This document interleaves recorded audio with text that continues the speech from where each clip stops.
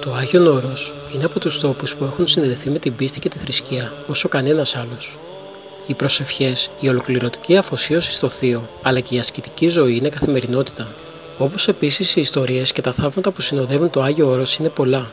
Οι περισσότεροι από εκείνους που είχαν τη χάρη να επισκεφθούν την Αθωνική Χερσόνησο έχουν και εκείνη μια ξεχωριστή ιστορία να διηγηθούν. Διαβάστε παρακάτω τη συγκλονιστική μαρτυρία ενός πιστού, ο οποίος, ενώ βρισκόταν στο Άγιο Όρος, εξιστορεί πως ένας μοναχός όχι μόνο εμφανίστηκε μπροστά του από το πουθενά, αλλά και του υπέδειξε το ακριβώς σημείο του αντικειμένου που έψαχνε. Η ανετριχιαστική μαρτυρία του καταγράφεται και στο περιοδικό Strange. Τότε ξαφνικά βλέπω ένα μοναχό να βγαίνει μέσα από τη θάλασσα, να αναδύεται από τα νερά. Εμφανίστηκε από το πουθενά και αναδύθηκε μέσα από τη θάλασσα, προχωρώντας μέσα στο νερό προς την ακτή.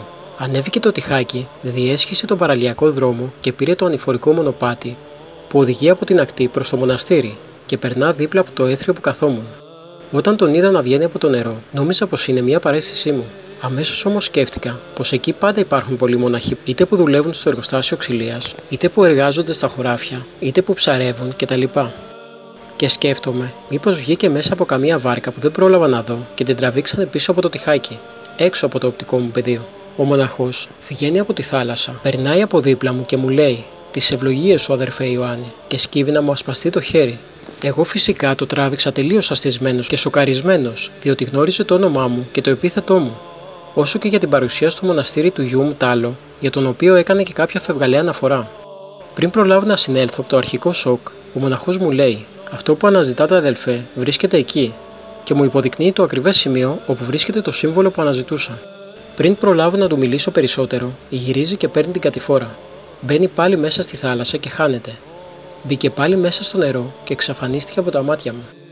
Τώρα, μέσα στη σαστιμάρα μου, διότι ήταν ένα σοκ για μένα να έρθει κάποιος και να μου πει πού βρίσκεται αυτό που αναζητούσα, η εντύπωση που μου άφησε ήταν ότι ο άνθρωπος αυτός ήταν ο μοναχός που είχα συναντήσει στη μονή του Αγίου Διονυσίου στον Όλυμπο.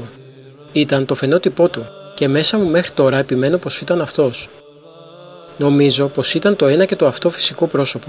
Γνωρίζουμε φυσικά πολλά για την πολυστασία και ίσως μπορούμε να δώσουμε κάποια ερμηνεία σε αυτό το φαινόμενο.